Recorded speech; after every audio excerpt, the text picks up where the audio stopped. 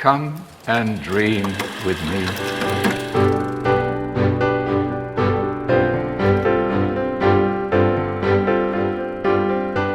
Hello and welcome to What Do You Want to Watch, the Explosion Network's premier media podcast. Every fortnight we get together to talk about movies, TV and online content and help you answer the question, is that a new logo I see?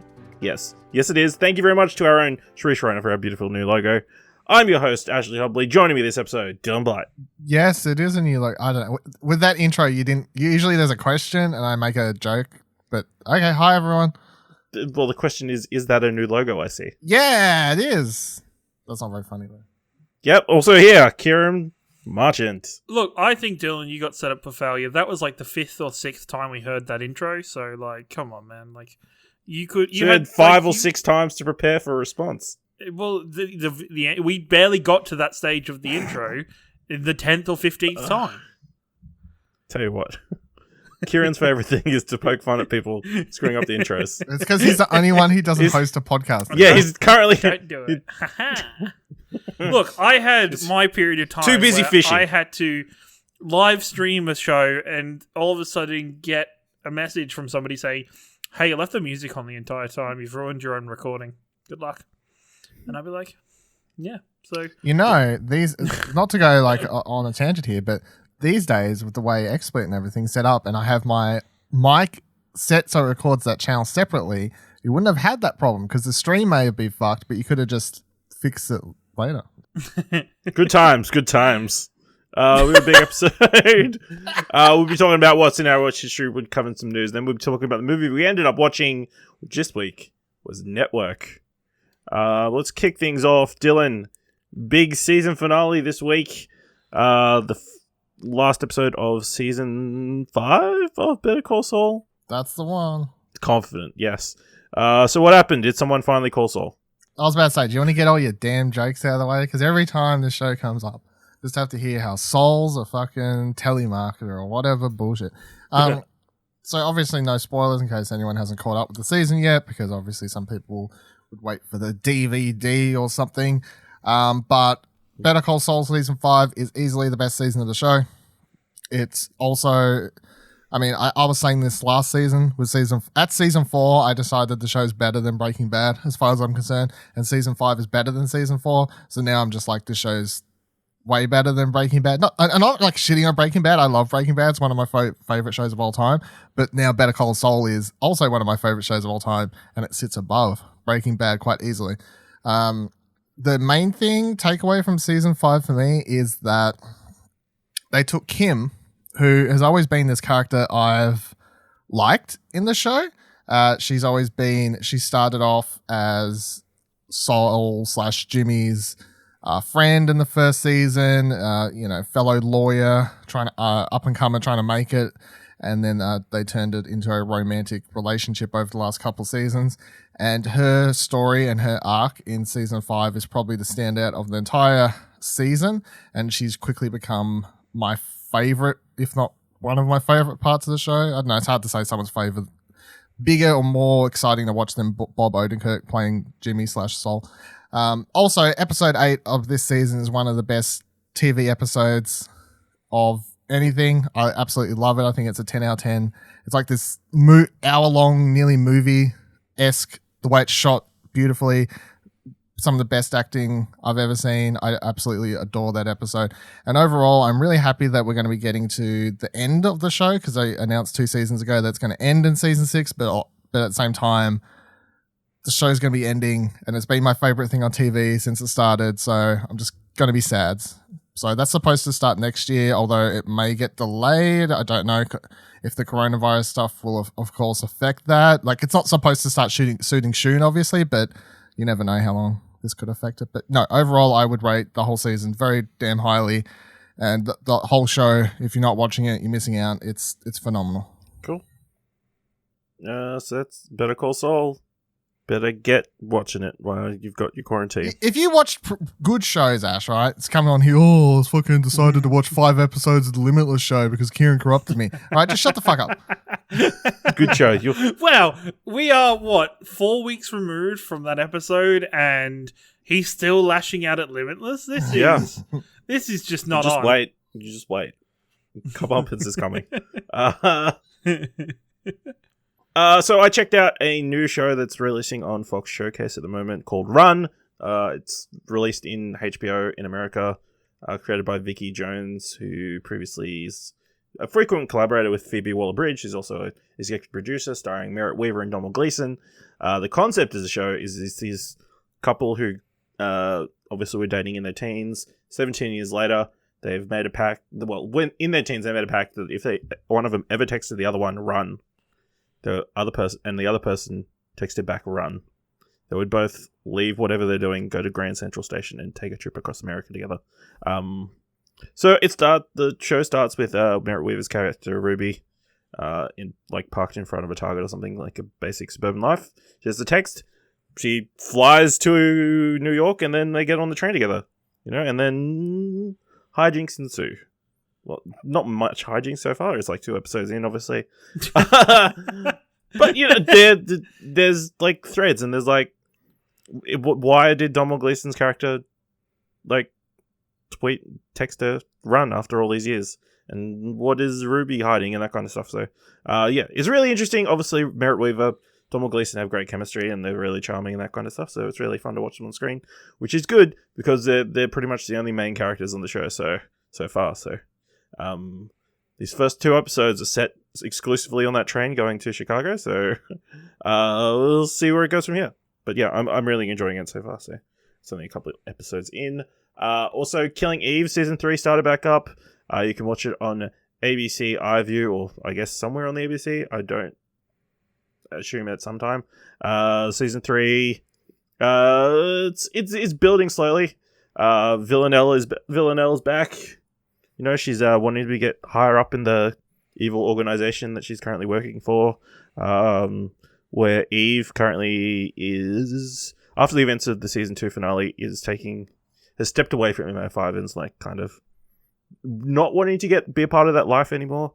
But then somebody dies, and then she gets sort of pulled back into the mystery of the Villanelle and the 12 and all that stuff. So yeah, again, great show. Definitely should watch the first 2 seasons if you haven't already.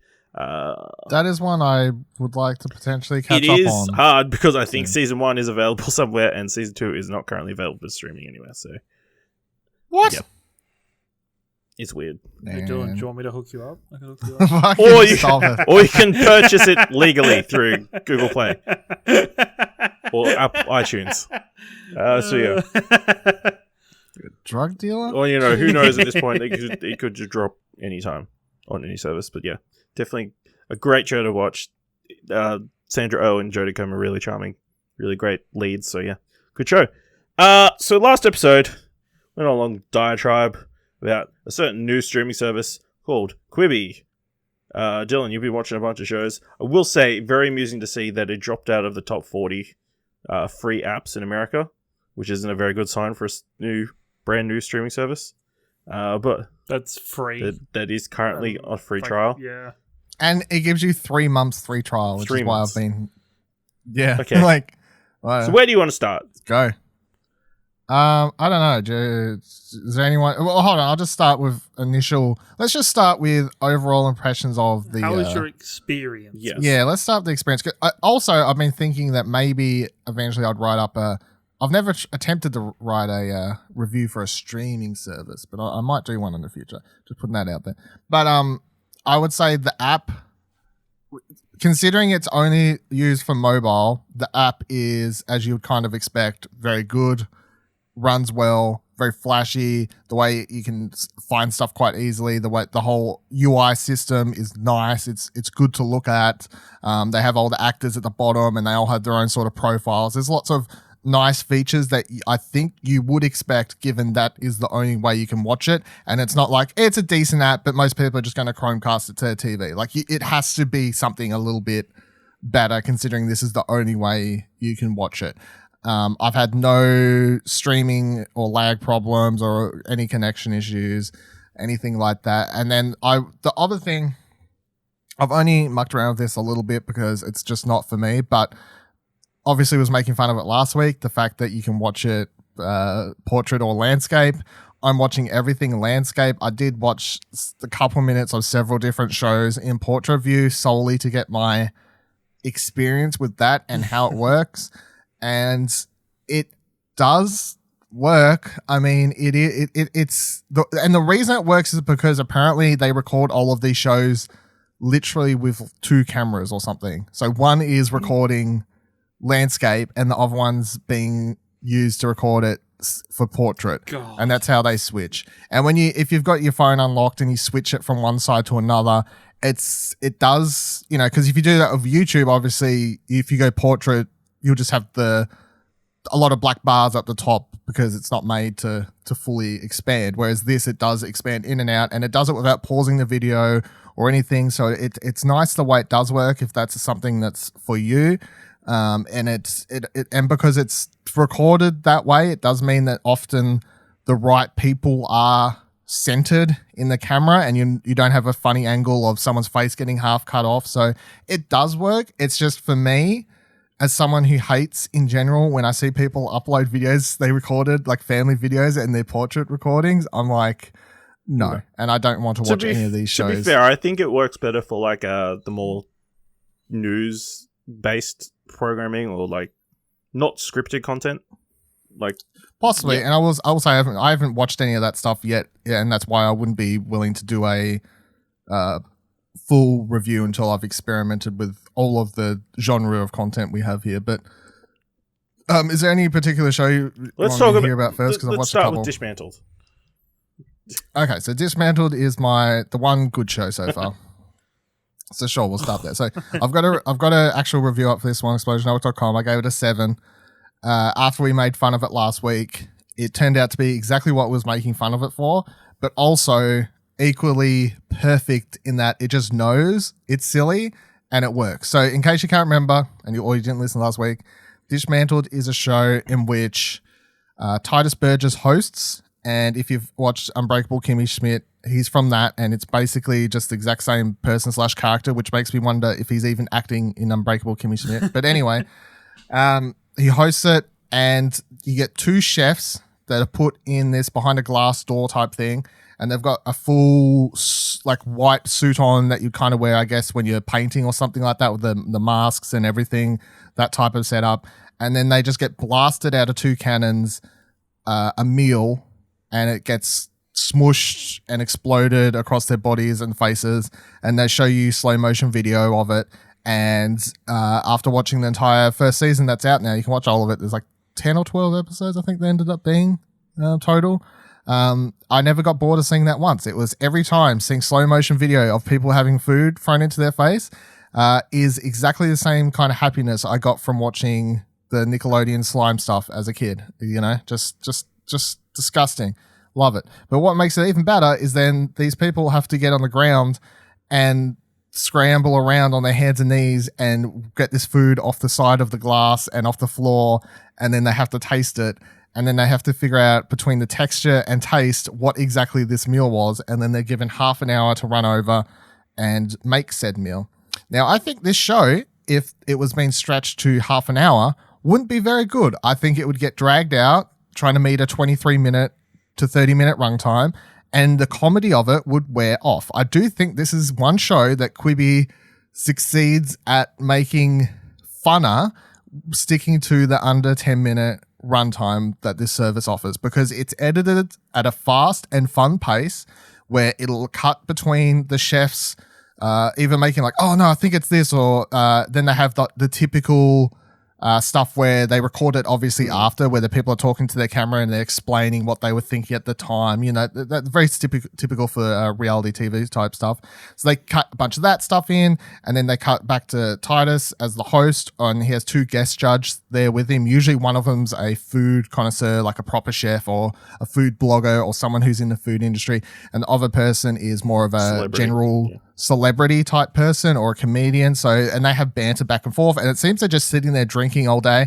Like they're just sipping margaritas. I'm pretty sure that all of them are drunk at all points in time, and it just makes the whole thing quite funny. And then I was generally interested every episode, especially more so in episodes where someone may be like, I think it's this meal, and someone else has cooked something completely different. And then by the time I got to the end, I'm like, well, which is right?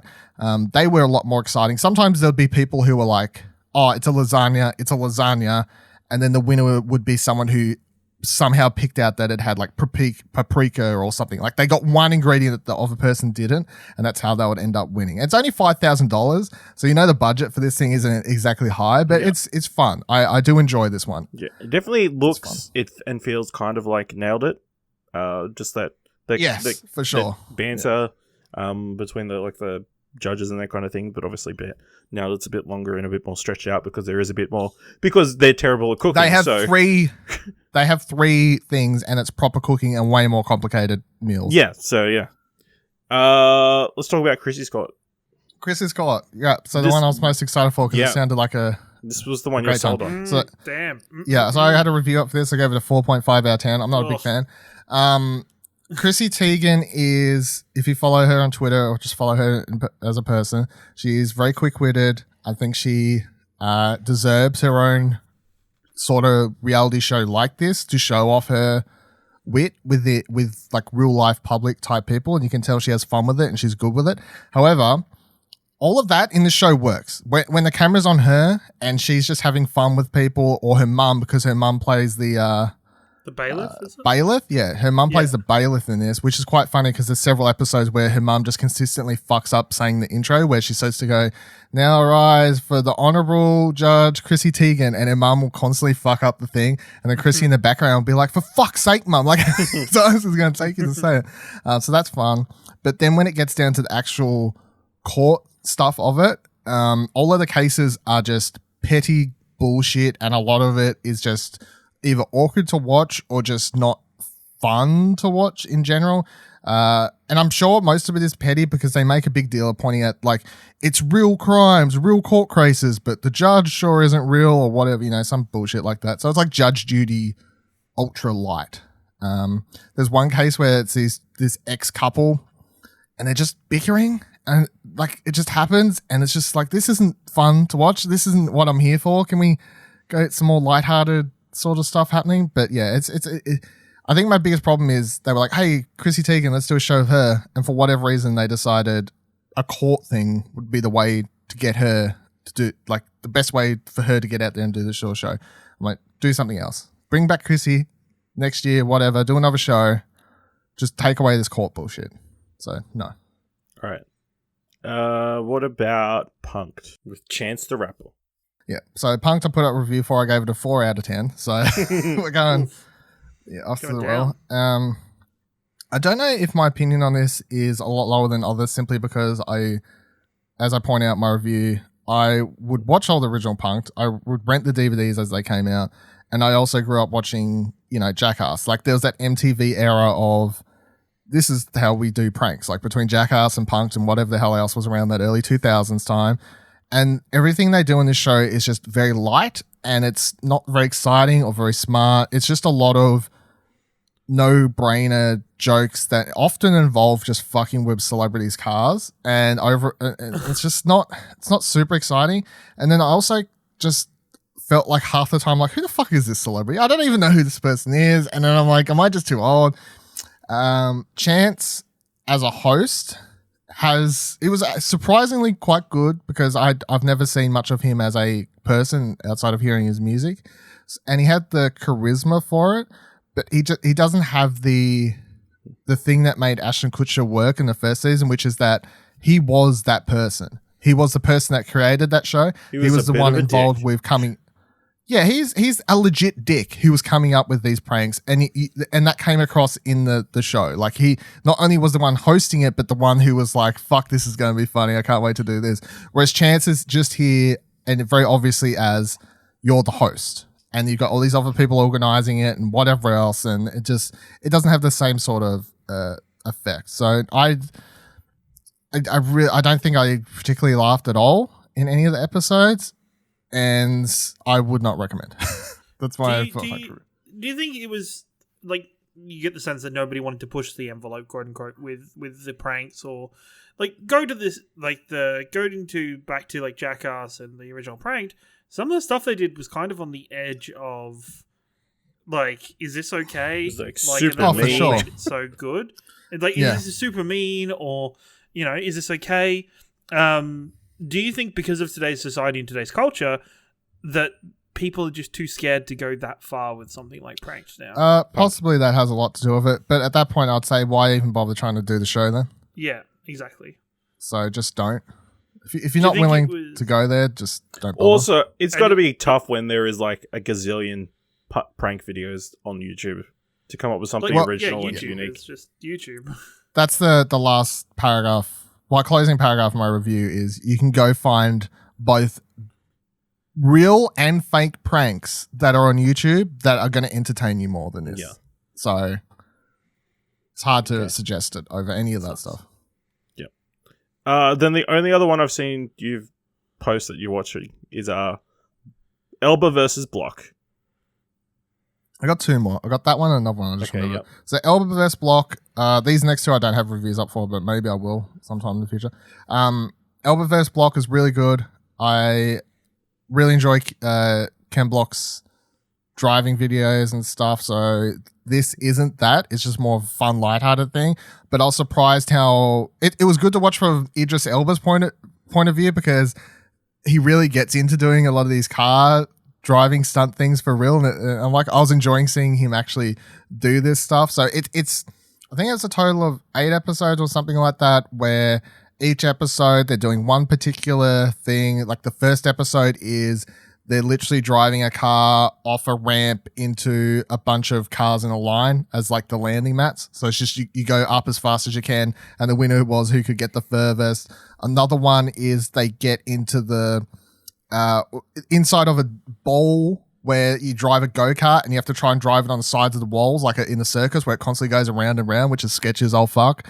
There's another one where they get trained how to drive cars on 2 wheels on the side. There was a course one. There was a few. It was quite entertaining, and I kind of wish there was more, honestly, because I was enjoying it. Once again, there's like 5 minutes each overall. By the time you watch them all, I watched them all just in a row, and I think it's like half an hour or whatever. It's like basically one episode of normal TV, but it was fun. I enjoyed their banter too, and also every other thing I've seen from Block has been just him in a car, and I don't really get to see him as a real person. Whereas in this, I got to see him have banter with Idris Elba back and forth, and a lot of it was quite funny because he would constantly point out how the steering wheel's on the wrong side, and Idris Elba would be like, "It's fucking England, mate. What do you want over here? We changed the, all this sort of stuff." He's like, "Get used to it." And then at the end of the season, they're like, "Well, we'll go to America for the next one. We'll go to your home turf and stuff." So yeah, I really did enjoy this one. This is another one I would actually suggest checking out. Cool. And what's the last one? The Murder House Flip It one, whatever the actual title Murder is House Flip of that. Oh, yeah, I remember this. Yep. So this is a weird show. And okay, sure. Shocking. It's and the first thing for this to point out is every single episode or story, or however you want to point it, is broken up into 3 parts. So it's like episode 1 is part 1 of this thing, and then there's part 2, and there's part 3. So there's really only like 3 episodes across the entire season of how many it turns out to be, 12 episodes or whatever it is. And in the first episode of each time they go to a house, a lot of it is spent talking to the people that live in the house, explaining the crime, the murder that happened there, and why it's a murder house, a crime house, whatever they're calling it.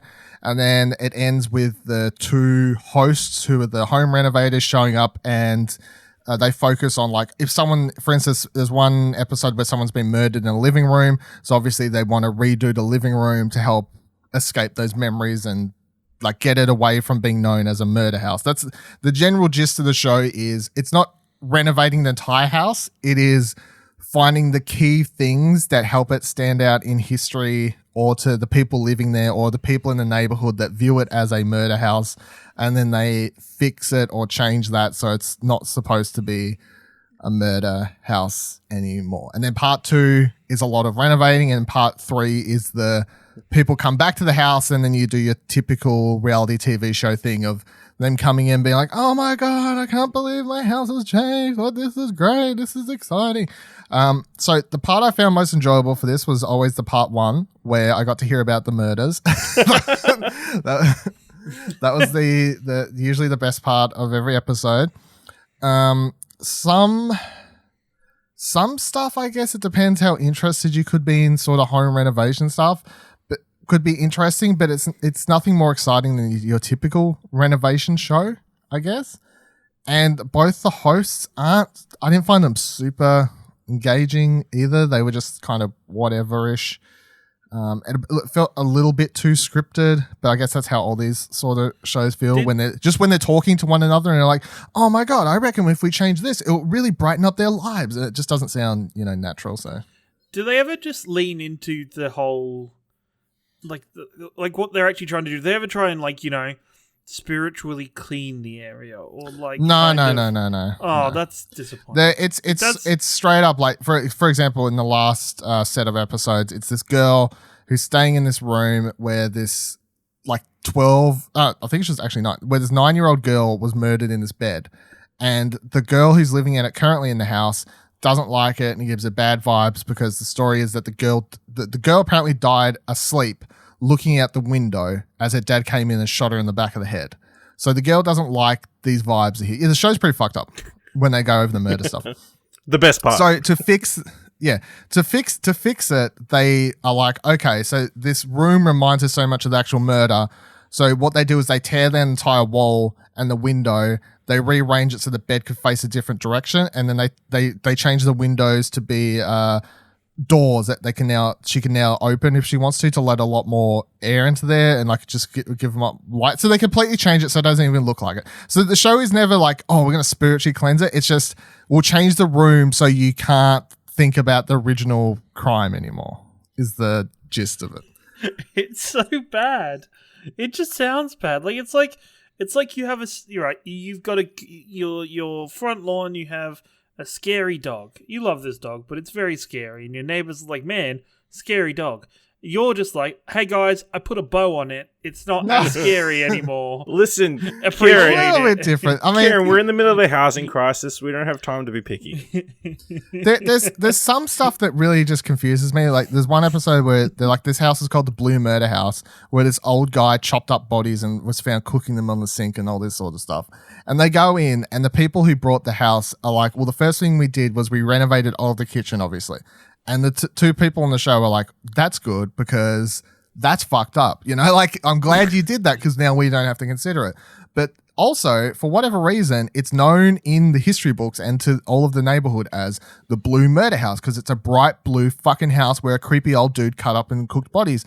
But for the entire time they've lived there, they haven't thought we could paint it a different color. So of course when they renovate it, what's the first thing they do? They paint it a different color because then it's called the Blue Murder House. So what's the easiest way to kind of change the narrative there? Paint it a different fucking color, So there's just some simple stuff that I'm very confused why people. Yes, people. There's one episode where they dig up the carpet or something like that, and they actually find blood from the old carpet below from the original crime. Yeah. Did they though? Yeah, I believe it. Did they? Yeah, I believe it. It wasn't much. It wasn't much. It was like a tiny speck or whatever, and it was under the old carpet that they had to dig over. Whatever. It was a realistic amount to find, like a tiny smidge. I think it's better than Punk'd and Chrissy's Court. I would probably rate it around a 5 to a 6-ish. I don't know. Probably because I enjoyed a lot of the. Learning about the murders. Yeah. I mean, I do enjoy those true crime murder documentaries stuff, on Netflix, true crime stuff. So yeah, that part of the show is always interesting. And then the there's mashup usually we needed true crime and house renovations. Yeah. And usually in the part 2, there's always a part where they're like digging up something and they're afraid they're going to find like something like That's the thing is, my head didn't really go to like true crime stuff when we initially talked about last week. My head was like, like ghost hunters combined with house renovations. No. Well, I was like, that sounds really fun. It's literally the people where it's like you go to look at a house, you're like, this house is amazing. Because every person, they talk about why they brought the house and what happened. And nearly everyone has the same story where they have a low budget. They ring up the real estate agent. They say, this house is amazing. They go look at it. They go, this house is amazing. Why is it so cheap? And then, of course, it's like, well, there was a thing that happened here. And then all of these people, because of the money they had at the time, are like, well, that's not that big of a deal. Surely we can deal with it because it's so fucking cheap. And then they buy the house, and then of course 6 months later they're kind of like, Can't sleep. well, I can't sleep. I'm having nightmares. I'm getting a couple of them talk about like seeing ghostly type stuff, but the show doesn't focus on it. They just let the people talk about it, but they never, the hosts are never like, oh, like show us where the ghosts are, or so it's yeah. Cool. So that's our Quibi wrap up for this episode. That's Quibi. Well, I'm sure we'll talk about it more in the future because we still got 3 months, 2.5 months worth of free trial. Free stuff, yeah. All right. By the sounds of it, you're gonna pay for the subscription once it ends, right? I'll tell you, no, I probably wouldn't. I'll tell you what I would do, because it's $14.99, right? I think that's what we looked up a month. Yeah. I would pay $14.99 to subscribe for 1 month when Dismantled Season 2 and Ken Block versus Elba come back. I would pay $15 to watch those and then unsubscribe again so far. That's my current review. I don't know if it's all drops at once or if it's like a... No, they were week by week, day by day, and they're all out now. Oh, yeah. Wow. Okay. Day by day. Fuck. They were day by day releases. Good thing it really takes up a good section of your time during that one day for that one episode. It's not just, 5 to 10 minutes. It really has me wondering because I'm like, okay, if all of these shows are going to be finishing shortly, do they just have more coming soon and then they'll finish in like 2 weeks and then they have more shows? I'm very confused to see how it continues. Well, the longevity. The longevity the of actual this plan. Yeah, I'm just looking at now that the new Anna Kendrick one has only got 5 episodes of a 10 episode run. So of that, yeah, because all of them, like Chrissy's Court and that stuff, they change on the website. If you look, it'll say like new episodes every weekday, and then when they're finished, the text does change to all episodes available now. So, yeah. So look forward to that. I heard a certain person within Explosion Network wants to write something up about another episode, so another series. So we'll I'm sure we'll hear about it soon. Ciaran, you're here, so let's talk about some anime. Yes! It's like the best part of the show now. Yeah, Ciaran talks about anime. Ciaran talks. So, My Hero Academia Season 3. It ended. Season 3 or Season 4? 4. Season 4 finished. Yes. Season 4 finished. The end of it confirmed Season 5's coming, which is really nice. What a shock. My Heroes. What a shock. The most popular anime currently being made, arguably. Gets a 5th season. Easily. It's very much the most... And it truly deserves to be the most popular anime. I thought this season was really fantastic, especially when the second half of the season looked like it was going to take a very kind of a slower turn with what was kind of happening within it. But I still really enjoyed the second half. I was worried when there was 2 episodes left and they'd kind of wrapped everything up. Yeah. And I was like, okay, what are we doing for 2 episodes here? And then they made maybe 2 of the best collection of episodes in the series history. Like, so far in the show, the last 2 episodes are some of my favorite storytelling because they've kind of laid seeds for, like, it centers around the character Endeavor. They'd laid seeds around it for that character and what this 2 episode arc was going to be. And man, I did not like Endeavor before these 2 episodes, and I was in tears by the end of it. Like, the last shot of him, I was, like, bawling my eyes out at how awesome the situation was. Or how, like, just wholesome and... I was even proud. I was like, God, this is... It's, Yeah. Yeah, it was something. What did you think of it? Yeah, I mean, it was really good. Obviously, the 2 episodes are pretty much Endeavor has been a shit father to, I can't remember his name off the top of my head. Tobio. No, it's not Tobio. Something. Why am I blanking on, like... Yeah. Just ignore this part. Carry on. Yeah, everyone. he's been a shit dad. His siblings... Shoyo. No, not Shoyo. Fuck. Fuck. No, it's something like that. Fuck, yeah. whatever. They show his siblings, like, talking to their mother and that kind of stuff. And then, shit goes down to this creature that we've seen a type before, comes back. Way to describe it. Comes back and is, like, full-on wrecking house. Man, I thought there was one stage I was like, oh shit. I thought they were actually gonna, dark. Yeah. They were gonna do it. They were gonna, they were gonna do that there. I was like, okay, shit, this is taking a dark turn. And then also it did a fantastic job of leaving that little bit of mystery for the next season, the teaser at the very end of it that kind of felt out of place. especially on that episode. Really, I loved it. I was. It so, kind of was like, so out of nowhere. It was. It didn't feel like. It did feel like maybe it was just like a scene taken out of the first episode of next season. Yes, definitely. It definitely feels like yeah, sure. that. Feels like the end of next okay season's first episode, and we'll get the context of it next season. Yeah, it was just it was really really good to watch, and it was it's part of the period, the season of the animes kind of finishing up before the new season started. We also had Haikyuu finish up at the same time for its first course of this fourth season. I managed to talk Ashley into watching it and binging it within a couple weeks, and it was great. I'm so proud of him because it's volleyball anime. I didn't think a volleyball anime could give me chills, but boy, in the last episode, there was a moment that gave me chills, and I was like, "This is holy shit." Okay, what it's just. I think everybody, if you like anime or have any interest in anime, it's just an anime you have to watch. It's not that long. It's so good. It's so wholesome. And like they just know how to do the hype moments. They know how to build into like the next. Like we have to wait till July till it starts again. And God, the final episode was so good. Like just like everything with like the other team and its orchestra, and just everything built around that team that is so different to everything they've played against before. Yeah, it's just so much fun, and I'm so excited for it. It comes back in July. I mean, yeah, it's an interesting point to stop the part or whatever you want to call it, like like 2 points into a match. But I mean, great dramatic tension, lifts it on a cliffhanger, I guess. And how they're going to overcome this? Are they going to overcome this? It's well, are they?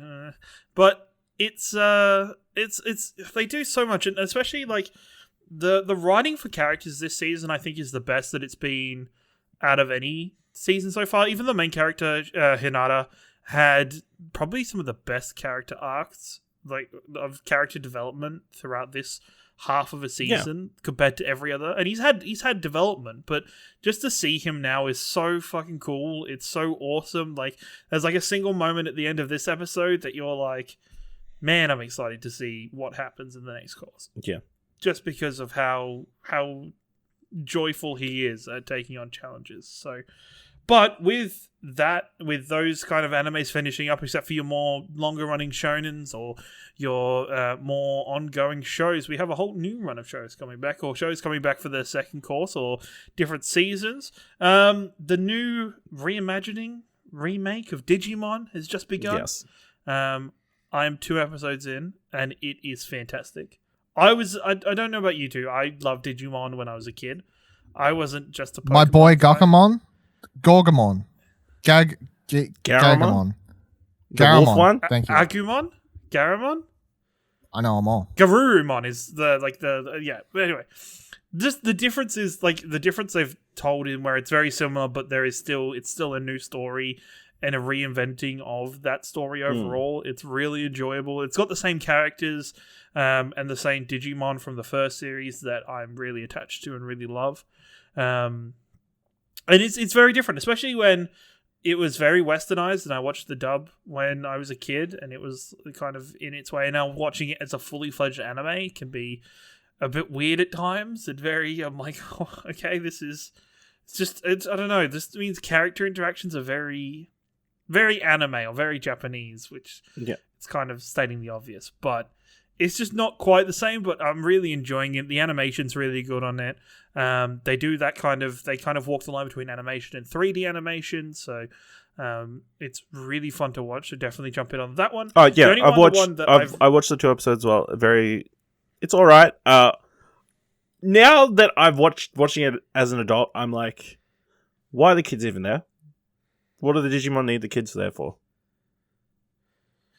The kid, with Pokemon Ash tells the Pokemon what to do, but like it's their bond, and like they're there to be the damsel in distress. It's like Ty's strength. It's like Ty's strength and his resolve is what empowers Agumon to digivolve several times in one episode, which is like, oh shit, okay, this is going quickly. This is rushing through, but I like how it's more split up. how like the difference in stuff like characters, where in the original series all the characters were together very quickly, where this seems to be a lot more stretched out. Yeah. So in this version, there's like something hitting the internet that's causing all these disasters all over the place. The first episode, the metro system in Japan is being all screwed with. So all the trains are like going to hit each other and that kind of thing. So they've got to fight the monsters to stop the disaster from happening. In the second episode, there's like a missile crisis. So yeah, all the way in America, but it's going to hit Tokyo because bloody Americans. America. Yeah, I mean it's fine. I don't know. It's very different to the original, where obviously they were. It is definitely different. It definitely looks like it's set in a computer, where in the original it would look like they went to like a different, like fantastical world. I'm waiting for them to go into something that looks a lot more like the Digiworld that we know. Yeah. From the original, and I think I've seen in like the opening, and I've seen kind of scenes of that looks a lot more like that. So I think we're heading there. It's just taking a bit of a different path too, because even then there's supposed to be, with the original Digimon series, there was I think the Digimon movie, or one of the Digimon movies, was prior to the series. There's like a weird kind of... Yes, I think so. They'd done one bit and then the series happens, and that kind of... So I think they're just doing it so it's completely fresh, and like they're starting from the start. There's no movie before it or anything like that. I think they did a movie that was meant to be a prequel to the series or something like that, or something like that. There was... It was a long time ago. They did a sequel series a couple of years ago where it was the same kids from the original, but they were teenagers. Yeah, no, I know that one because they wrapped up that before they did this. But then originally, there was a movie around the original that kind of filled. There was a Digimon movie. It was just called, like, literally the Digimon movie. Yeah, I think so. Probably. Yeah, I've seen that. Really good. Yeah. We should watch it. It had what was it? Anaconda was like a short before it or something. Oh, it was a whole thing. Angelina Anaconda? No, it was a really weird kind of TV show. Oh, I know what you're talking about. Yeah, Angela Anaconda or something like Angela Anaconda or something like that. Where they're we should talk about like grey skin. Yeah, and they're like, this is a subject we'll talk about at some point in the future that I think will be interesting. Yeah. Yes, keep going. The only one that I'm going to jump on you, because I forgot to mention this before we started in show notes, is the fifth plate of Shoko no Geki Food Wars started. The fifth plate is the fifth season. And I started watching it and then found out it's the last season that they're ever making of it. And I'm like heartbroken of it. Yeah, that's interesting, the final because season. The series is like still ongoing, I believe. Like past the point. Yeah, like it's unless they're going to do a thing where they're gonna redo like a new kind of series based on the same mangaka. Like it's gonna maybe like they'll release something called the similar, but Food Wars still. I can understand where I've read the manga ahead, so I'm guessing I know where they're going to end it. I didn't bother reading on past that point, so because that seemed like a natural ending point. I'm like, yeah, he's good. Yeah, we'll see where we go. Yeah, so it's they did a really cool. I think they've where they are in this current series, where they started this series is a really interesting place that I don't think anybody thought we were going to get to so quickly, with the main characters being members of the Totsuki Elite. And just everything that goes around them, and then leading into this tournament blue arc for this season is gonna be a lot of fun. And if you like anime but haven't watched Food Wars, watch Food Wars. It's like food porn. Like it's so like the food they make looks so delicious, accurate in both terms, like enticing in some ways, extremely. yeah, exactly. No, definitely. But it's still really enjoyable, and I think it's sad to know that after this season it's going to be finished as an anime. But it's nice to know that they're still kind of projecting to that point, and there's going to be a further story arc for this characters. Cool. So I've tried out a couple of the new animes that came out this season.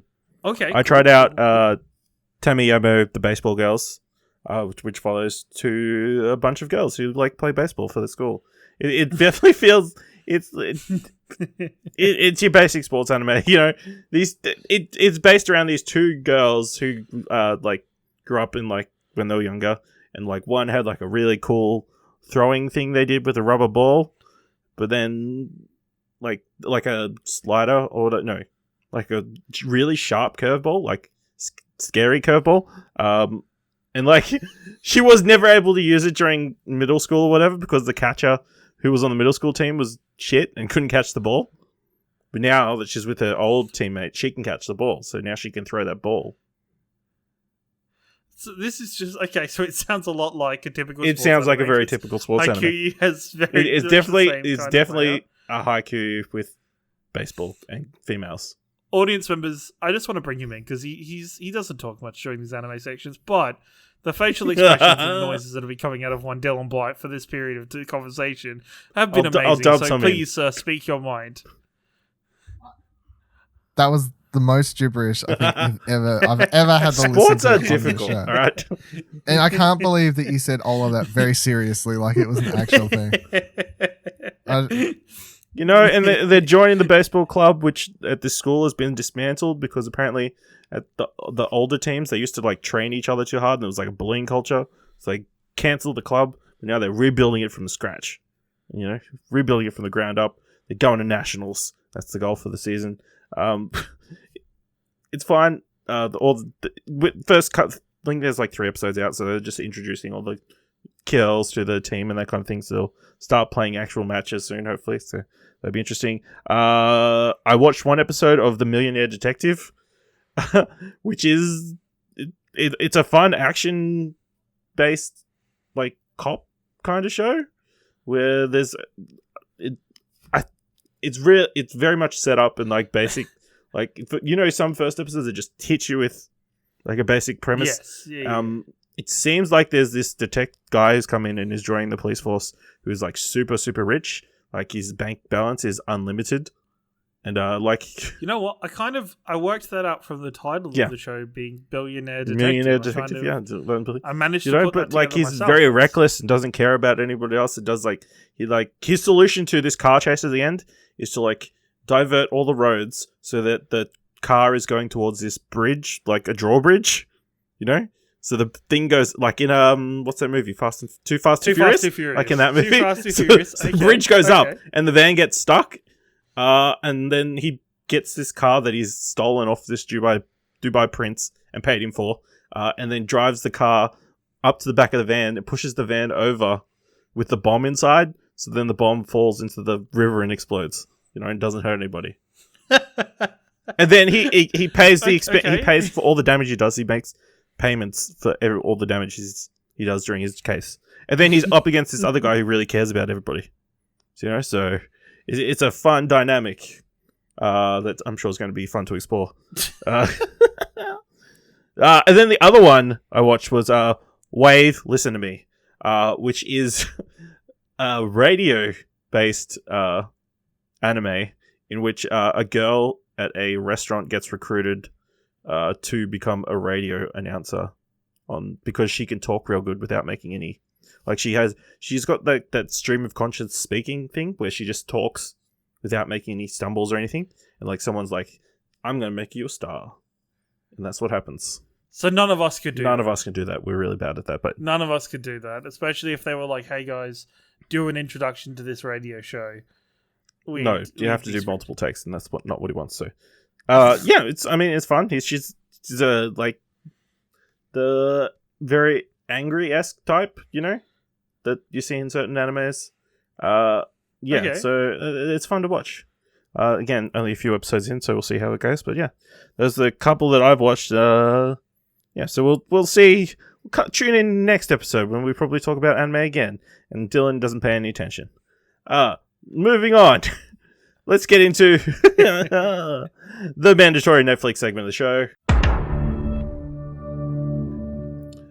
So I watched the series Outer Banks, the new Netflix series, based in North Carolina on the Outer Banks, which is like a series of like islands along the North Carolina coast. It revolves around these group of friends who call themselves the Pogues. So in the Outer Banks, apparently there's like a class thing where there's the rich people who have like the fancy like summer homes with like beachfront water, you know, whatever. It's like, and then the Pogues are like from the poorer working class part of the community that like is running the the general store and like doing little restaurants and that kind of stuff. And then, well, the season starts off with the Outer Banks getting hit with the hurricane. It happens. So all the working class people, their electricity is gone because the cable that goes across to the mainland gets cut somehow into the water. But it gets better. So, you know, the Pogues... Are you still talking about anime? Or? Nope. The Pogues... So, the leader of the Pogues is called John B.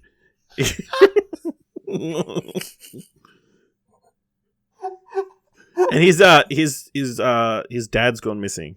So he's living by himself. He's always getting, like, domestic services coming around trying to get him to, like, go into foster care and that kind of thing. But he's always getting one step ahead of him.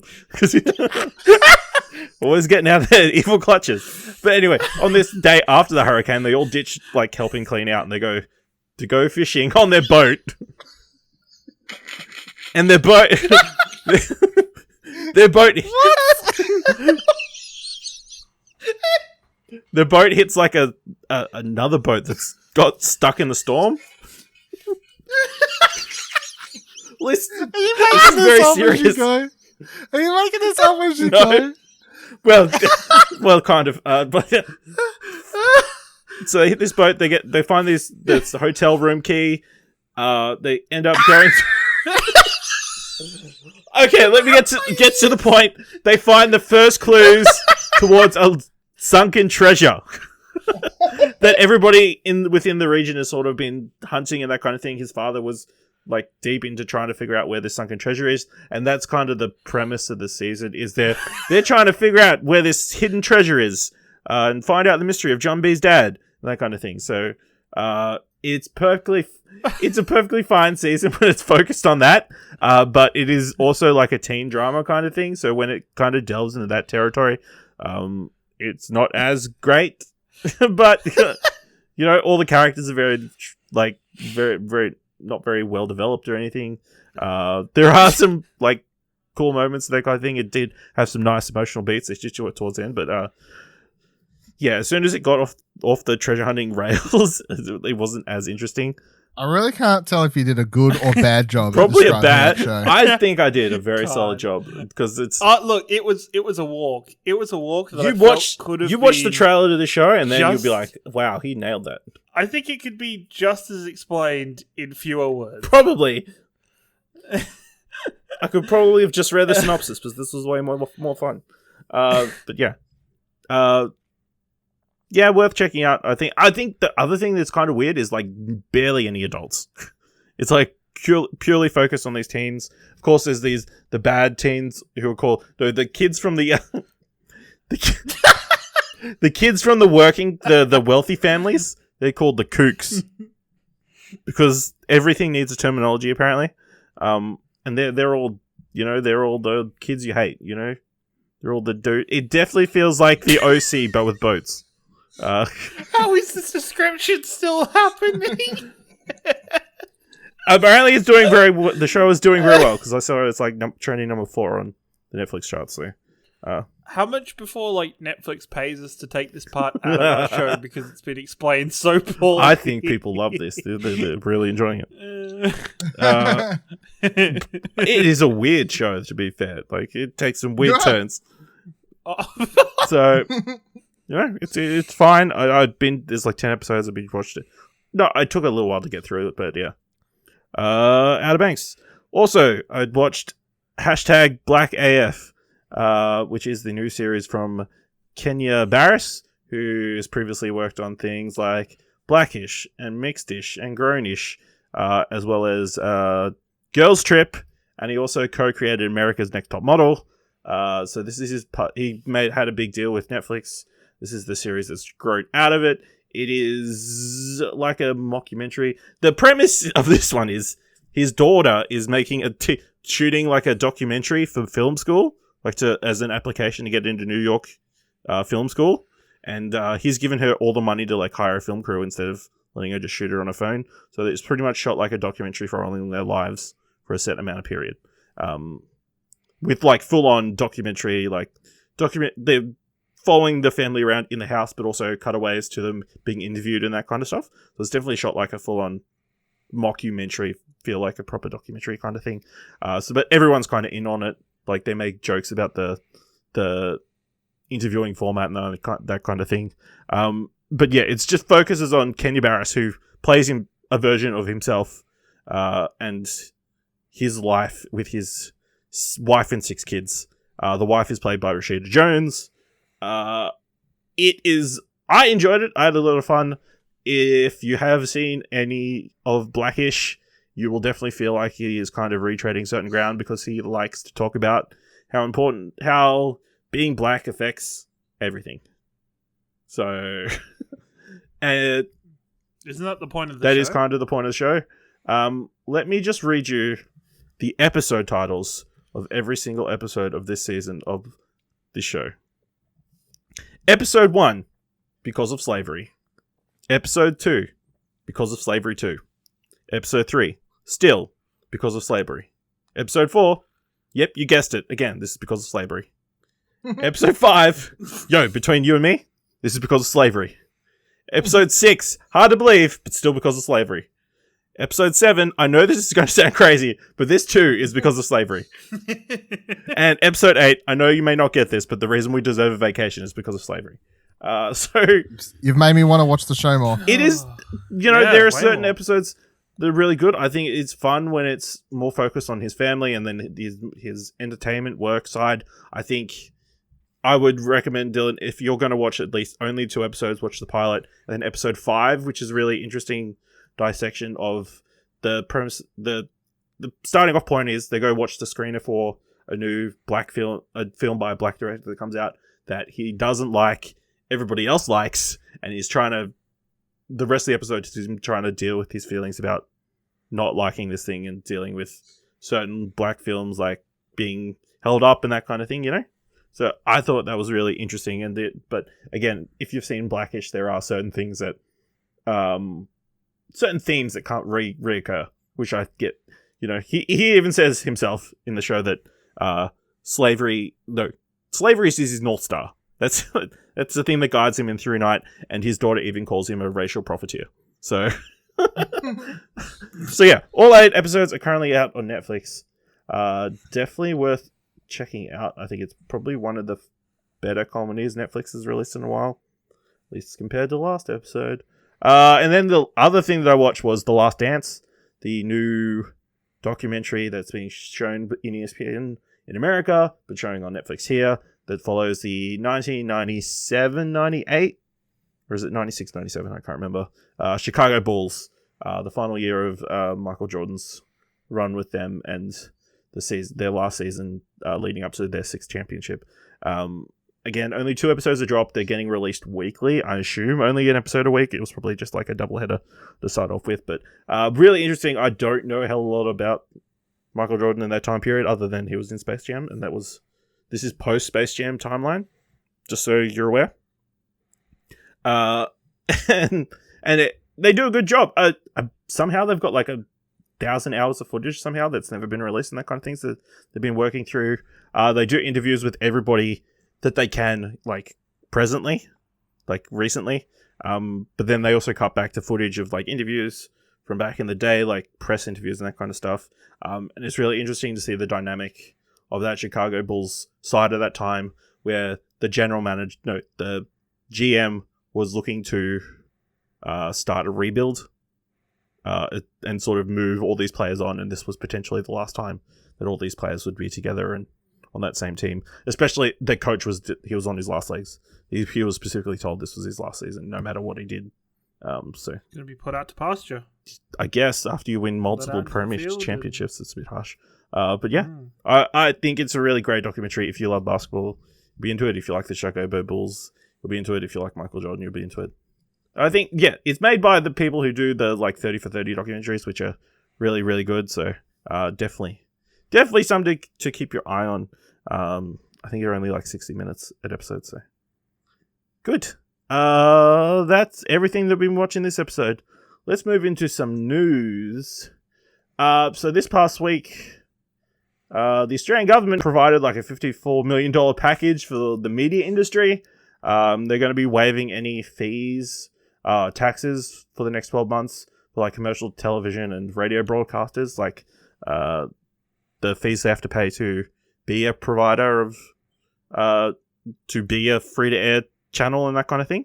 But the thing that's caused a bit of ire within the industry is they've announced that they're going to be they're going to be suspending all current quotas for free-to-air and subscription television for Australian dramas, children's TV, and documentary quotas. So at the moment, 55% of all primetime television needs to be Australian-made content, and then they need to hit certain quotas of points. They've got like a point system for those subcategories that they need to produce each year. So because of coronavirus, they've said you can't make any of this stuff. So we're going to say you don't have to fulfill those quotas. You still do need to make 55% of your content within primetime Australian, but we're going to go, it doesn't necessarily have to be like scripted or documentary content. So obviously the media side is pretty happy with that, although they want the 55% thing cut because, again, they can't really make anything because of coronavirus. But then on the other hand, the people in the industry are like, what the fuck? We need them to make stuff, otherwise we're not going to have any jobs. So it is not a great... it is a weird one because obviously it's going to keep the free-to-air and subscription channels like in the black and be able to keep running past this crisis. But obviously people who work in the industry are not potentially in a great position. Well, it's hard because at the moment, how do they keep making stuff in the current climate with social distancing and everything else? Like, how do they make dramas and stuff to air like that? Like, you can't at the minute, right? Not very well. Like, I get it. Like, not very well, and I get it why people are annoyed with that, but it's just being kind of understanding of the situation. Like, I was shocked. The only time I ever see, or previously, like, would ever normally see, like a free-to-air TV would be if I, like, went to go have dinner with my parents, which is not happening at the minute. That was the other thing that, going to your parents was, because sport isn't being made at the moment, that's a huge chunk of their local content stuff that they produce for screen that is currently missing. So yeah, definitely. And like, even just like Channel 7 is just like shocking that it goes from the news into like another news show about COVID-19, which is keeping up to date, but it's like, holy crap, you can't just get away from this stuff for 5 minutes. Like, it's and I guess it's how these channels are making their quotas, is by just having news-filled shows, because how much effort do they need to put into them from a production standpoint to make them ready to show? Like, it's not as much as a drama or anything else that they put out. Yeah. Dylan, do you have any thoughts? Make animation. Keep making, put money into the industry. Everyone can make their not everyone, but a lot of people can do some form of work at home. You know, there's a genre, a style that could keep on keeping on type thing. But overall, it's a hard one because yes, a lot of people lose jobs in the Australian film and TV industry. How do you fix that? Really, the government should just be paying them. Like, that's the... Yeah, I mean, to be fair, there has been a lot of complaints that obviously these people who work in this industry aren't eligible for the JobKeeper campaign because a lot of them are on shorter contracts. Even if they have been working for the same place for like over 12 months, because they're on short-term contracts, they're not eligible. It's kind of not great, to say the least. No. Also, just one side note on all this. The Australian, that 55% rule, I've always thought is stupid, because the reason we get so much reality TV here is because they try to fill that quota, and the easiest and cheapest way to fill the said quota is just to make a bunch of cheap reality TV shows. So they don't go off and actually put money into drama or scripted content most of the time. Most of the channels don't anyway, apart from ABC, really. But Well, you know. they do make scripted content because, again, they did have quotas, but obviously now they don't have any of those quotas that they're forced to do at the moment.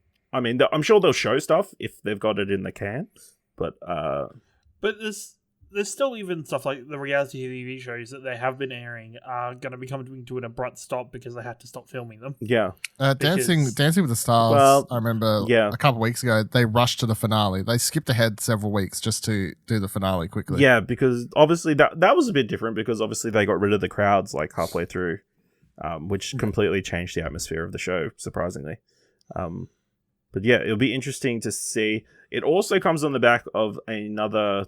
They did like an option, I think it's called, or discussing what potentially they could do with quotas going forward. Because let me just pull up the news story. They're looking at 4 different options. The Screen Australia AACMA paper presented 4 possible ways forward for the industry. 1, they keep the status quo, leaves commercial networks as the only platform bound to content quotas. 2, minimal change. Ask streaming services like Netflix, YouTube, and Stan to produce Australian content and revise what commercial networks have to produce, maybe axing children's TV quotas. 3, establish a platform-neutral system to compel and encourage Australian content making across all of commercial television, digital platforms, and global streaming services. Or 4, deregulation. No one, including commercial networks, would have to meet any content quotas requirements. Obviously, the Australian the industry would like number 3 to be true, forcing like Netflix and Amazon and everyone to have to make Australian content. But they apparently the feeling is that they would have strong pushback to that option. Do you feel like these streaming services should be making Australian content? I mean, we've seen some Australian content being produced by these services. I mean, Stan has that Bloom show, and I think Stan has several Australian. Well, not first run original. They reshow and stream a lot of other shows, but they've got a fair few original shows. I think the first one was Wolf Creek a couple of years ago. That's true. Since then, they've got a new one at least every quarter-ish type thing. They've had a new Australian show or a second season of one of the Australian shows. So they've got a couple every year, I feel. Yeah, at least, and I think given the limited budget, Amazon's had a few in the works. They just had the test, which I'm assuming is Australian, but it is shot everywhere, so it could be. Netflix had picked up for the second and third season of that ABC show. It starts with G. I cannot remember the fucking name of it. It's where all these dead people come back to life. This guy's wife, he's a cop, and his wife comes back, and he's like, "Well, that's awkward because I got a new girlfriend." Yeah. Anyway, so that was an Australian show. But answer the question: no, I don't think you should be forcing Netflix to help out. I mean, Netflix isn't an Australian company, but they're taking Australian money. They are, but. No, I don't think you should be. We should just be forcing the government to fucking help it. I mean, they are in the bigger scheme of they technically fund stuff to get made. They're not specifically throwing more money into it, but I guess I mean, if you look at America at the moment, it's looking less and less likely that they're going to be making anything substantial anytime soon. Yeah, if we get in a position where we're able to make content again. We could be on good street. I mean, yeah, that's an interesting prospect for the upcoming 6 to 12 months. Where if Australia is quote unquote like on the up end, America's still just fucked forever, and then we get back into gear of doing jobs, and we're down here filming movies and TV. America and the next year or two of cinema will just be Americans having to watch Australian international movies on the big screen. Yeah. Ciaran, do you have any thoughts? I think it's an interesting time and an interesting position to be in for it. And I think it's a good time to capitalize on it, as Dylan was saying, with taking advantage of there being such problems. And taking advantage sounds terrible, but it's about being able to stand back up and rebuild and kind of push forward after this. And I think Australia is going to do it really well. So I think it's going to be an interesting time ahead. Yeah, cool. All right, moving on. Kind of on the anime train, it was announced that Sony is going to be making a live-action adaptation of One Punch Man. One Punch! Yes, based on the beloved anime manga created in 2009 by Japanese artist One. It's a dry-witted anime satire which follows aspiring superhero Saitama, who can defeat any opponent with a single punch, but finds himself bored by any foes he encounters. Quickly becomes a viral hit. It is being written by Scott Rosenberg and Jeff Pinkler after the duo wrote the hugely successful Venom and both Jumanji movies. It's not going to be good. It's not going to be good. This is a weird one because I feel like it only works in that anime style. It only works in that anime style where that dry humor and comedy throughout it like resonates and works extremely well. I can't see that working extremely well in another format. I just can't. I don't know. It's weird. This is going to be freaking Dragon Ball Evolution all over again. Let's not go that far. Yeah, it is. It's a weird choice. Although it seemed like a popular thing that's been happening recently when animes have been picked up to be remade live action in America. Because Death Note went really well. I guess. But, Cowboy Bebop's in the works. One Piece apparently is in the works at Netflix as well. So it seems to be an onward trend. I mean, the interesting to me is who you're going to get to play Saitama. I don't know. Who's gonna? Somebody has to like. You just have to like such a good. basic face, like just like a bland face, and but that's the thing, right? Is his face is beyond basic. Like, there's no way a human face could be that basic. Tweet at us who should place it. Taylor Lautner. No. He's a basic No. bitch. No, basic He face. was good bold. Basic face. Oh, sorry. Oh, okay, fucking Dylan calling out Taylor Lautner in the show. Hashtag Team Edward, motherfuckers. I mean, fucking, okay. it turns out that was the That's right side good. of history. So, Well, yeah. where's Taylor Lautner now? Bloody hell. Making Shark the Boy man and Lava alone. Girl too in the corner somewhere. Should be. I'm down with that. Let's go. Yep. So, Dylan, do you think this could be any good at all? I've never watched One Punch Man. Does the concept sound like something that would? No, it sounds silly. It sounds stupid. It sounds silly. I somehow need to get Dylan to watch one episode of One Punch Man. It's Kofi.com/explode. All right. Then the other bit of news. It's been confirmed that Sam Raimi is going to be directing Doctor Strange in the Multiverse of Madness. Of course, Scott Derrickson dropped out earlier this year. Did he? Or left for creative differences. I mean, he chose to drop out because of creative differences. But Sam Raimi was promoting his new Quibi series that's coming, 50 States of Fright. And in the conversation, it came up that he's going to be directing Doctor Strange. Because someone pointed out there was a joke in Spider-Man 2 where they're trying to come up with the name for Dr. Octopus. And Ted Raimi, suggests that it should be Doctor Strange. And he says that is taken. No? So yeah. How do we feel about Sam Raimi directing Doctor Strange? It feels like, especially when they've described in the past as being horror-based, it seems like a pretty solid fit. I'm interested with the horror-based aspect of it. I don't know how they're going to do it, and I'm interested to see. I'm interested with what Sam Raimi can do. It's like the prodigal son coming home to redeem himself after the horrors of Spider-Man 3.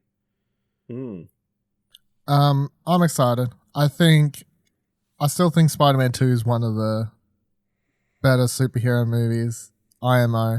So he's got the cred, and then he also is quite good at doing horror comedy stuff, and obviously he'll have to tone down the horror stuff for this, but he's got the mix there. Obviously he started with the Evil Dead franchise, which slowly got more sillier and sillier. And then in 2009 or whatever it was, he did Drag Me to Hell, which was kind of a return to that 80s style of horror comedy type stuff. And that movie was a hit with people who like that sort of stuff. Yeah, so that's good. I'd be happy to see him do. I think he's a good fit for the movie, for sure. Yeah. Yeah. I mean, the only worry is he hasn't directed anything since 2013. And do you know what that film was? No. No, what It was was that movie? Oz the Great and Powerful. Ash. Oh, did he direct that? Really? Oh, well. Starring Okay. one That's an James Franco. interesting- Yeah, I don't care. Yeah. I've got that on Blu-ray. I haven't watched it, but I In mean, a steelbook? no, it was a $5 X rental from Video Easy. That's how long I've had Ah. it for, and I haven't watched it. Although, for. yeah, to be fair, I mean, he's as been far as I'm- attached to a bunch of things since. So I was about to say, as far as I'm concerned, like when I think Sam Raimi recent, the most recent thing I saw him doing press for that I liked was the Crocodile movie, whatever the fuck that was called. I yeah, he can't was a remember now. producer on Crawl. Yeah, that's it. Like he was doing heaps of Kroll stuff, even though he didn't direct it, but was you could feel his influence as a producer on that. So yeah, I mean, what Oz wasn't great. I don't care. One movie. The guy's a OG horror dude. Come on. Yeah, I mean, I'm pretty keen to see him back in the director's chair, doing something more in his wheelhouse, less flying monkeys potentially. Yeah. So that's all the news that we got this episode. Let's move into what do we end up watching. Hey Dylan, what did we end up watching? The Social Network. Did we though? I mean, we ended up watching Network. Ladies and gentlemen, I would like at this moment to announce that I will be retiring from this program in 2 weeks' time because of poor ratings. Since this show was the only thing I had going for me in my life, I have decided to kill myself. I'm going to blow my brains out right on this program a week from today. What the hell's going on? Prepare yourself for a perfectly outrageous motion picture. Howard Beale went up there last night and said what every American feels, that he's tired of all the bull. Sakes, Diana, we're talking about putting a manifestly irresponsible man on national television. I am not putting Howard back on the air. It's not your show anymore, Max. It's mine. I got a feeling I'm being made. You are. Got to warn you, I don't do anything on my first date. We'll see. Ladies and gentlemen, the Network News Hour with Howard Beale. I want all of you to get up out of your chairs. I want you to get up right now and go to the window, open it, and stick your head out and yell, I'm as mad as hell, and I'm not going to take this anymore! Yes, the 1976 film directed by Sidney Lumet, starring Faye Dunaway, William Holden, Peter Finch, Robert Duvall, Petrus Straight, and Ned Beatty. In this lauded satire, veteran news anchor Howard Beale discovers he's being put out to pasture and is none too happy about it. After threatening to shoot himself on live television, instead he launches into an angry televised rant, which turns out to be a huge rating boost for the UBS network. This stunt allows ambitious producer Diana Christensen to develop even more outrageous programming, a concept that she takes to unsettling extremes. So this one's been on my list to catch up on. I mean, my very long list of things that I should definitely watch. Of course, this was a big Oscar winner, picking up 4 Oscars back in 1976, losing the Oscar to Rocky, coincidentally. In case you wanted to know. Adrian! Yeah. I really enjoyed it. It was very watchable. It is interesting to know that this came out in 1976 and to see the industry where it's at now and it having this foretelling a lot of stuff that came after it was crazy. I thought Faye Dunaway was really fun to watch, as well as William Holden as Max Schumacher, the I guess lead of the show, lead the veteran news person. Then they have an interesting relationship and that kind of thing. But yeah, I enjoyed the movie overall. Peter Finch obviously does like an amazing ranting performance that was worthy of an Oscar, I thought. But yeah, I clearly one of the great films of all time. I don't know if I would put it up as one of my favorite films of all time, but yeah, I could really appreciate it and that kind of stuff. So, Dylan, what do you think of Network? This was also nicely on one of my handy dandy lists that I've set up on Trakt to keep track of movies that I want to watch. So I was happy to tick one off with this pick from you. No, this was really good. I quite enjoyed this. It's kind of weird that, you know, like when you read the synopsis thing, they're like, oh, parody or whatever. I'm like, what's the parody? Like, what's the parody part? I don't see any point of comedy in this. I feel like it's just a movie written by someone who could see the the way things were going and kind of and here we are, and you watch it, and so much of it just feels like I'm watching fucking Fox News, the movie, but set in the 70s basically, or something along those lines. And then as I was watching it, I was thinking about other movies that have come out over the last couple of years that even play on similar themes but different ways, like Nightcrawler and these sorts of things. So fantastic performances, of course. Peter Finch, obviously the standout one. Faye Dunaway is also great. This is just in her bit. Watching this, Faye Dunaway made me want to watch Bonnie and Clyde. It really made me want to rewatch Bonnie and Clyde. So maybe I'll pick that scene. I don't know. I assume you haven't watched it, so No. Hey, No, I haven't. you gonna surprise me and be like, yes, no. So yeah, that could be an interesting pick. Seeing other people in this, I was like, holy fuck, Robert Duvall looks so young in this. I don't think I've seen him in anything where he's this young, so that was quite interesting to see. But yeah, thematically, it's just hits all the nails on the head for everything in this movie that was made in the mid-70s makes sense for now, 2020, COVID-19 out of the picture, because that's obviously affecting things quite differently. But with that out of the way and just looking at the world, if this was normally, you know, it'd be all the same, where news doesn't make money, so news gets taken over by people wanting to push stories and stuff that would get more clicks and views and whatever else. And I mean, you've even had I know in the past I've read about Aaron Sorkin obviously being inspired by this movie, which having now watched it, I can definitely understand. The because Newsroom, a lot of the Newsroom for sure. The dialogue that Aaron Sorkin writes feels very much like it's not ripping this off, but the same sort of where he'll give characters longer monologues and these big pacing back and forth fighting scenes, and he won't shy away from using terminology that's realistic for the sake of potentially confusing a viewer. That's what he does in all of his shows, especially the Newsroom, which I'm a big fan of. But the Newsroom hits similar sorts of themes, I guess, even to this, where it is about different people coming in to take over corporations and pushing a news corporation in a certain direction, and then like, well, who actually controls the news? You know, who runs it? Do you have journalistic integrity over this? Like, what's the story here? Blah, blah, blah, blah. Producers coming in to push certain different directions and what have you. But, you know, I really, really enjoyed this. I thought it was great. Honestly, I know, like, Rocky's great. So I'm kind of happy it won, but I don't know if that's, you know, it's a hard pick. I know the same year was Elephant Man I saw when I looked it up. So I'm like, well, Elephant Man's great too. So I don't know how you picked that year, but sure. Okay. Ciaran, what did you think of that? Yeah, I really enjoyed it. Much to echo the points of both of yourselves. I did think of Newsroom when I was watching this. It was very interesting. I think it was more interesting watching this in present day and looking at it analytically backwards, being like, well, shit, you guys really called what was about to happen way before it happened.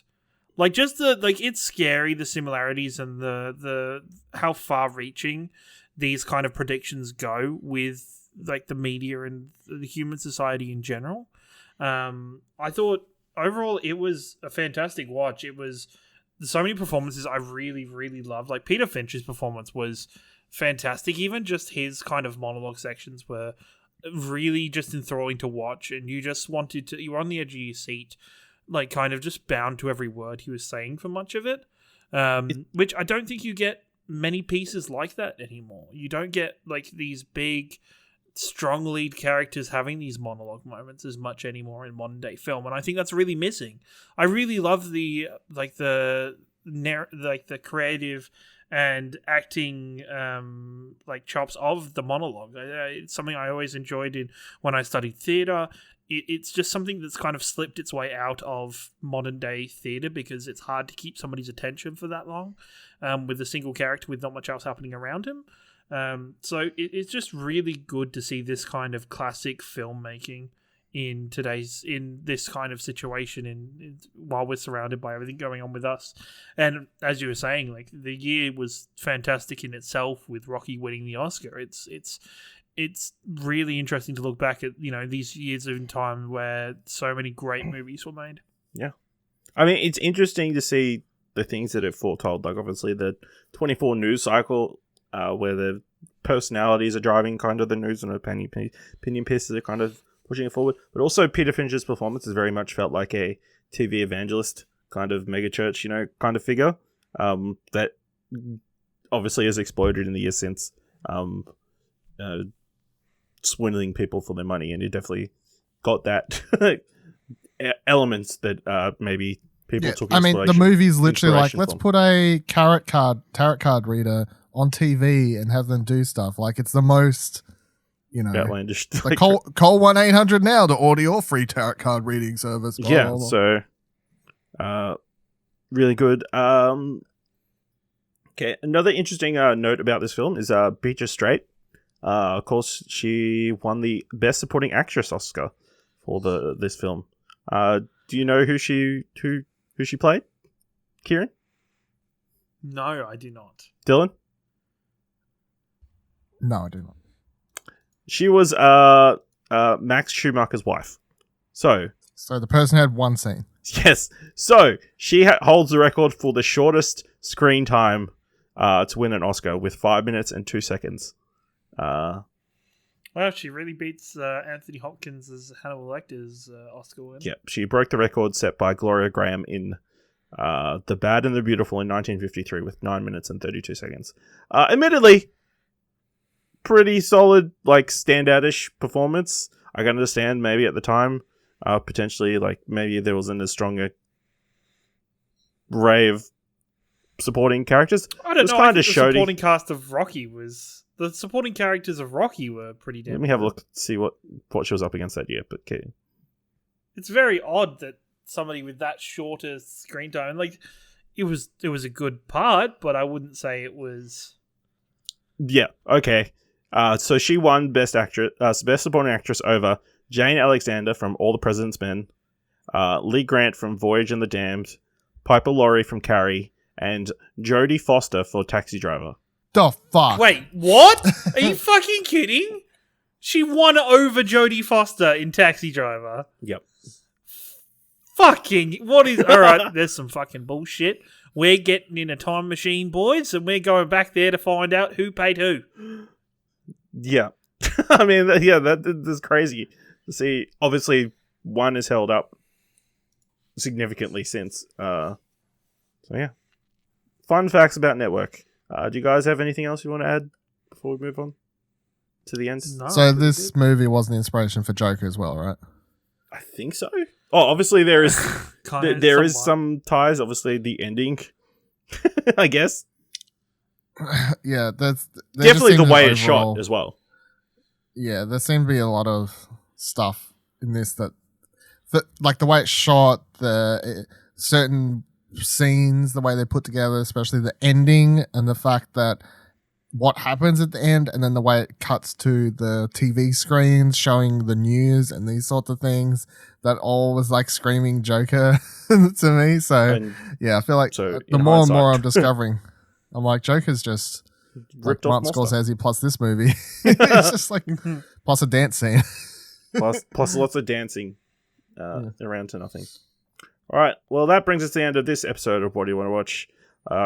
Oh, no. Yeah, I'm afraid so. If you want to follow us on Twitter, you can go to explosionnetwork.com/Twitter, or you can just go to explosionnetwork.com to check out all our news, reviews, other podcasts, more episodes of What Do You Want to Watch? Or if you want to send us an email for some reason, send them at mail@explosionnetwork.com. if you want to help us out, leave us a review either on Apple Podcasts or on Podchaser, or tweet at us, or tell people that, again, Joker ripped off another famous film. And you found it out here. And what do you want to watch? All right. Thank you very much for listening. And until next time, keep watching stuff, I guess. Tell you what, I'm mad as hell. I'm not going to take it anymore.